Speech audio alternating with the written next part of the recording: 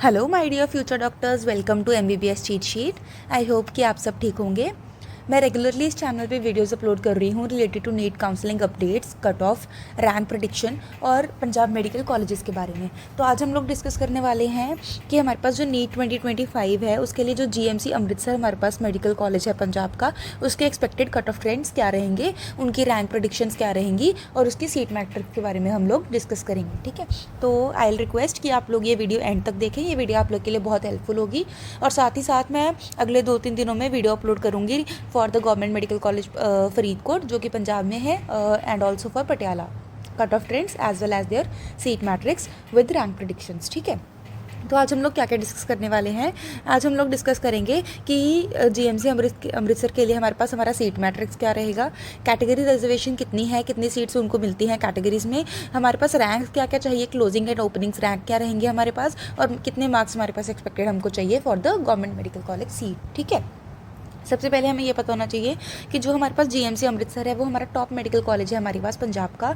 हमारे पास पंजाब में 3 ही government medical colleges हैं, उसमें से टॉप मेडिकल कॉलेज आता है हमारे पास जीएमसी अमृतसर। ठीक है, तो आज हम लोग क्या क्या डिस्कस करेंगे। हम डिस्कस करेंगे कि हमारे पास लास्ट ईयर की कट ऑफ्स कितनी रही थी, उनको रिव्यू करेंगे।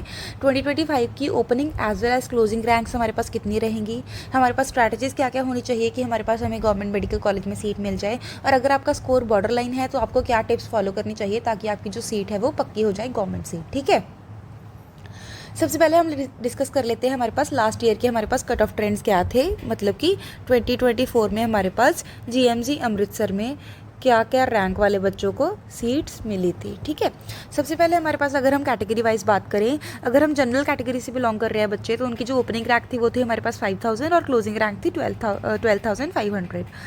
ईडब्ल्यूएस कैटेगरी में 6000 थी ओपनिंग रैंक और 13,500 थी हमारे पास क्लोजिंग रैंक। ओबीसी में हमारे पास 7500 थी हमारे पास ओपनिंग रैंक और 15,000 थी हमारे पास क्लोजिंग रैंक। एससी में हमारे पास 15,000 थी हमारे पास ओपनिंग रैंक और 30,000 थी हमारे पास क्लोजिंग रैंक। एसटी कैटेगरीज वाले बच्चों के लिए 25,000 ओपनिंग रैंक थी और 50,000 हमारे पास क्लोजिंग रैंक थी। जैसे कि आप सबको पता ही है कि हमारे पास जो नीट 2025 का एग्जाम था बहुत ज़्यादा टफ आया था, तो इस बार जो कट ऑफ है वो हमारे पास नीचे जाएगी और रैंक भी हमारे पास काफ़ी हमारे पास चेंज हो जाएंगी। इसलिए हमारे पास जो इस साल बच्चे हैं उनको काउंसलिंग ज़रूर भरनी चाहिए, क्योंकि इस साल लक भी काम करेगा और इस बार कट ऑफ नीचे जाने की वजह से सीट मैट्रिक्स भी बहुत ज़्यादा हिल जाएगा। बच्चों को बहुत ज़्यादा हमारे पास सीट्स मिल सकती हैं गवर्नमेंट कॉलेजेस में, कम मार्क्स वाले बच्चों को भी। तो ज़रूर आप काउंसलिंग भरें। आगे हम डिस्कस करेंगे कि हमारे पास कितनी रैंक और कितनी कट ऑफ चाहिए बच्चों को for government medical college seat. ठीक है, जो डाटा मैंने अभी आपके साथ डिस्कस किया है ये हमारे पास MCC counselling as well as state counselling के जो डाटा था उसके ऊपर बेस्ड है। ठीक है, मैंने अभी एक वीडियो बनाई है कल ही जो अपलोड हुई है, जिसमें मैंने डिस्कस किया है कि काउंसलिंग का A to Z प्रोसेस क्या है, आपको क्या क्या टिप्स फॉलो करनी चाहिए काउंसलिंग में, आपको कौन कौन से आपको कॉलेजेस प्रेफरेंसेस भरने चाहिए अकॉर्डिंग टू योर स्कोर। तो आप वो वीडियो भी ज़रूर चेक कीजिएगा, उसका लिंक मैं डिस्क्रिप्शन बॉक्स में डाल दूँगी। ठीक है, मैंने और भी वीडियोज़ बनाई हुई हैं जिसमें मैंने डिस्कस किया है कि पंजाब में कौन कौन से कॉलेजेस हैं,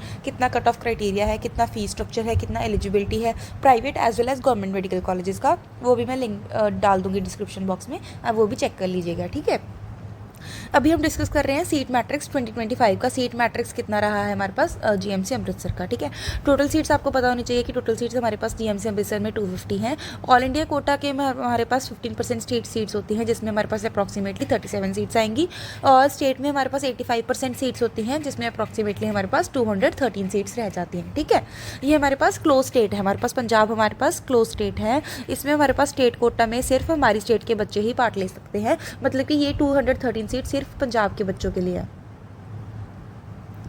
ठीक है, अगर हम रिजर्वेशन की बात करें तो एससी कैटेगरी को हमारे पास 25% रिजर्वेशन मिली हुई है, जिसकी वजह से उनको 53 सीट्स हमारे पास एससी वाले बच्चों को मिल जाती हैं।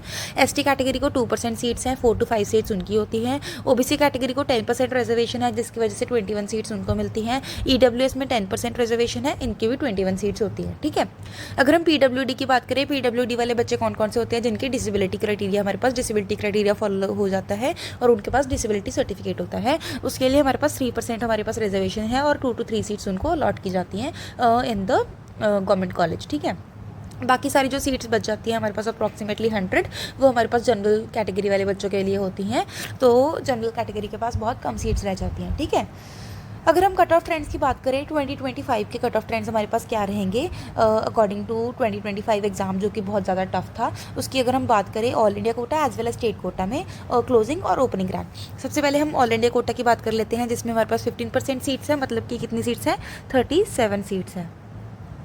ठीक है। अगर हम जनरल कैटेगरी के लिए बात करें तो ओपनिंग रैंक हमारे पास होगी 4500 और क्लोजिंग रैंक हमारे पास होगी 7000। ओबीसी में हमारे पास 7500 ओपनिंग रैंक और 10500 क्लोजिंग रैंक। एससी कैटेगरी के लिए 20000 ओपनिंग रैंक और 30000 क्लोजिंग रैंक। एसटी कैटेगरी के लिए 35000 ओपनिंग रैंक और 50000 हमारे पास क्लोजिंग रैंक रहेगी। ठीक है। अगर हम बात करें स्टेट कोटा की, स्टेट कोटा में हमारे पास 85% सीट्स हैं, जिसमें हमारे पास 213 सीट्स आ जाती हैं। ठीक है। इसमें हमारे पास different category wise seats allot होती हैं। अगर हम जनरल की बात करें तो 18,000 से लेकर 25,000 तक रैंक जा सकता है। अगर इसकी हमारे पास जो कट ऑफ है इस बार नीचे जाएगी, तो हमारे पास मार्क्स जो हैं अगर आपके 580 से लेके 610 के बीच लाई कर रहे हैं तो आप काउंसलिंग ज़रूर भरें, क्योंकि आपका जो गवर्नमेंट सीट है आपको अलॉट हो सकती है, बहुत ज़्यादा चांसेस हैं। ठीक है। तो जनरल के लिए 18,000 से लेकर 25,000 तक, ईडब्ल्यूएस के लिए हमारे पास 30,000 से लेकर 40,000 तक रैंक रहेगा। एससी कैटेगरी के लिए 1,20,000 रैंक से ऊपर कितना भी रैंक हमारे पास प्लस रैंक, तो आप अपनी काउंसलिंग अप्लाई कर सकते हैं। एसटी कैटेगरी के लिए 1,50,000 प्लस रैंक वाले बच्चे अप्लाई कर सकते हैं, तो उनके सीट ग्रैब करने के चांसेस ज़्यादा हैं इस बार। ठीक है। तो अगर आपकी रैंक इस बीच में आ रही है, अगर आपके एक्सपेक्टेड मार्क्स अच्छे आ रहे हैं, आपको लगता है कि मेरे को गवर्नमेंट कॉलेज मिल जाएगा, तो आप रेगुलरली आप अपडेट्स चेक कीजिएगा और अपनी जो मॉपअप राउंड्स हैं, थर्ड राउंड और हमारे पास प्री वैकेंसी राउंड है, उस पर भी आई रखिएगा अगर आपको फर्स्ट और सेकंड राउंड में सीट अलॉट नहीं हो रही। रेगुलरली मैं आपको अपडेट्स देती रहूँगी इस चैनल पर, तो आप ज़रूर इस चैनल पर विजिट कीजिएगा और सब्सक्राइब कीजिएगा ताकि आपको रेगुलर नोटिफिकेशंस मिलती जाएँ। ठीक है। मेन हमारे पास जो काउंसलिंग स्ट्रैटेजीज़ एंड टिप्स जो बच्चों को फॉलो करनी चाहिए, ये ज़रूर सुनेगा, ये आपके लिए बहुत ज़्यादा इंपॉर्टेंट है। सबसे पहले अगर तो आपकी अच्छी रैंक आ रही है, गुड रैंक है, आपको पता है कि मेरे को गवर्नमेंट कॉलेज मिल जाएगा, तो जल्दी ही जैसे ही काउंसलिंग ओपन होएगा, हमारे पास काउंसलिंग का पोर्टल ओपन होएगा, साथ ही साथ आप राउंड 1 में अप्लाई कर दीजिएगा। ठीक है। अगर आपको राउंड 1 में सीट अलॉट नहीं होती तो आप राउंड 2 में भी आपको अप्लाई करना चाहिए ताकि आपको सीट अलॉट हो जाए। साथ ही साथ आप सीट की मैट्रिक्स चेक करती रहिएगा। अगर आपको राउंड 1 में सीट अलॉट नहीं हो रही तो आप राउंड 1 में चेक कर लेना कि राउंड 1 में कितनी सीट्स अलॉट हो गई हैं और कितने बच्चों के लिए सीट्स अभी बची है राउंड 2 के लिए। तभी आपका अप्लाई करने का फ़ायदा है, तभी आपके जो सीट के चांसेस है वो ज़्यादा होंगे। ठीक है।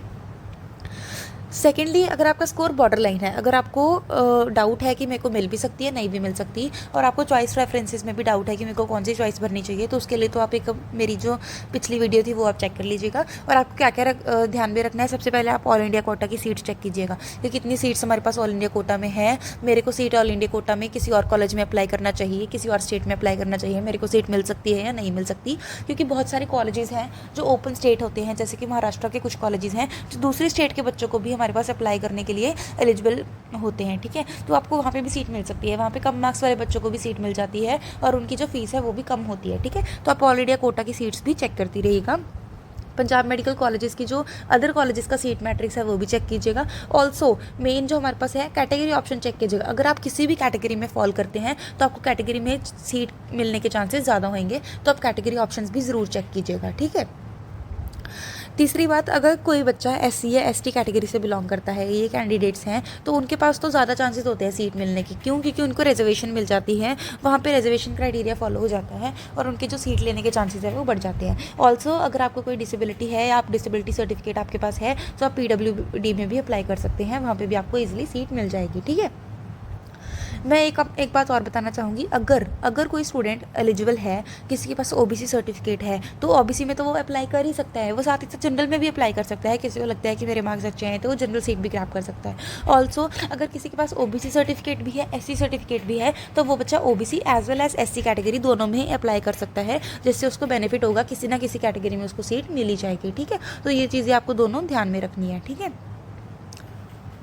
ऑल्सो साथ ही साथ आपको जो GCC है हमारे पास, गुरु कृपा हमारे पास काउंसलिंग सेंटर, वो हमारे पास काउंसलिंग टिप्स प्रोवाइड करते हैं। साथ ही साथ वो हमारे पास पेड काउंसलिंग प्रोवाइड करते हैं। आप उनकी जो वेबसाइट है वहाँ पे जाके आप चेक कर सकते हो। राउंड वाइज हमारे पास ओपनिंग और क्लोजिंग रैंक की ट्रैकिंग कर सकते हो कि कौन से कॉलेजेस में हमारे पास कितनी रैंक जारी है, और आपको पता चल जाएगा कि आपके चांसेस हैं सीट लेने के या नहीं है। ठीक है। ऑल्सो अगर आपको लगता है कि मुझे सीट मिल जाएगी तो आपको 3 चीज़ें रेडी रखनी है। कौन कौन सी? सबसे पहले आपके पास सारे डॉक्यूमेंट्स होने चाहिए। इसकी भी मैंने वीडियो बनाई हुई है कि कौन से डॉक्यूमेंट्स आपको कंपलसरी चाहिए ही चाहिए for your counselling as well as admission. वो भी आप चेक कर लीजिएगा, उसका भी लिंक मैं डिस्क्रिप्शन बॉक्स में डाल दूँगी। आपके पास फीस पेमेंट्स आपके पास रेडी होनी चाहिए, आपको फीस क्राइटेरिया पता होना चाहिए, ये भी मैंने वीडियो बनाई हुई है, इसका भी मैं लिंक डाल दूँगी। साथ ही साथ आपको पता होना चाहिए सीट कन्फर्मेशन के लिए क्या क्या स्टेप्स आपको फॉलो करने हैं। इसके बारे में भी मैंने इसी वीडियो में डिस्कस किया हुआ है, ठीक है। ये सब मैंने आपको डिटेल में बता दिया जीएमसी अमृतसर के बारे में। This was all. अगर आपको कोई भी टिप चाहिए किसी भी मेडिकल कॉलेज के बारे में तो आप मेरे से पूछ सकते हैं कमेंट बॉक्स में। आप अपने मार्क्स ज़रूर डालिएगा कमेंट बॉक्स में, साथ ही आप बताइएगा कि आपको कौन सा कॉलेज चाहिए। मैं आपको ज़रूर बताऊँगी कि आपको इस कॉलेज में एडमिशन मिल सकती है या नहीं मिल सकती। मैं आपको ये भी बताना चाहूँगी कि मैं अभी 3rd ईयर की स्टूडेंट हूँ। हमारे पास GGS फरीदकोट में गवर्नमेंट मेडिकल कॉलेज है। मेरे को 2022 एग्ज़ाम, मैंने नीट एग्ज़ाम दिया था फ्रेशर में, मैंने ड्रॉप नहीं किया और मेरे को वहाँ पे गवर्नमेंट सीट मिल गई थी, ठीक है। तो आई डेफिनेटली टेल कि आपको सीट मिल सकती है या नहीं मिल सकती। Do like, share, comment as well as subscribe my channel ताकि आपको रेगुलर नोटिफिकेशन और अपडेट्स मिलते जाए। Thank you.